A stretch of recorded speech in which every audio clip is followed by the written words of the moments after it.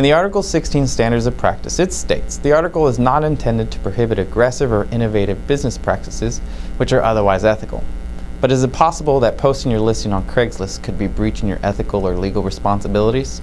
I'm Gilbert Gonzalez, Vice President of Risk Management and General Counsel for the San Antonio Board of Realtors.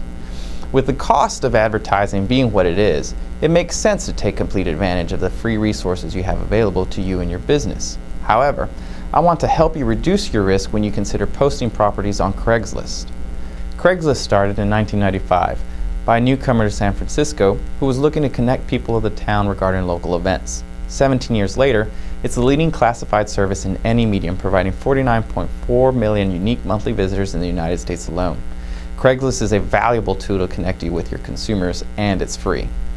When you consider using Craigslist, you should consider it as though you are placing an ad in the newspaper. I can take my listing and advertise it in the local paper subject to the standard rules without a problem. Two of those rules would be stating the responsible brokerage for the listing and clearly identifying myself as an agent. Same thing applies to Craigslist. Follow the same rules and you'll be fine. However, if you participate in the MLS, you need to know that Craigslist is not an IDX website. What that means is you cannot post someone else's listing the way you could possibly on your company website. Posting another realtor's listing on Craigslist to draw traffic to your website or brokerage could be considered dishonest and lead to a complaint. Just as in the newspaper, if I wanted to print your listing, I would need your express written consent. The same rule applies to Craigslist. Something to also be aware of is criminals using legitimate listings for personal gain. The criminals repost the listing with the property address, photos, and data, but change all contact information to lead the unassuming buyer or tenant back to the criminal. These consumers believe they are entering into legitimate agreements and send the criminals money.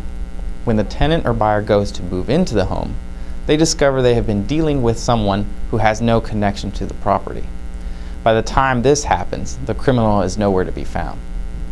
The recommendation being given to protect against this is to get in the habit of doing Google searches on your property, or take it a step further and set up a Google alert. If you find that your property has been listed wrongfully on one or more sites, contact those sites immediately and follow that up with a call to the police.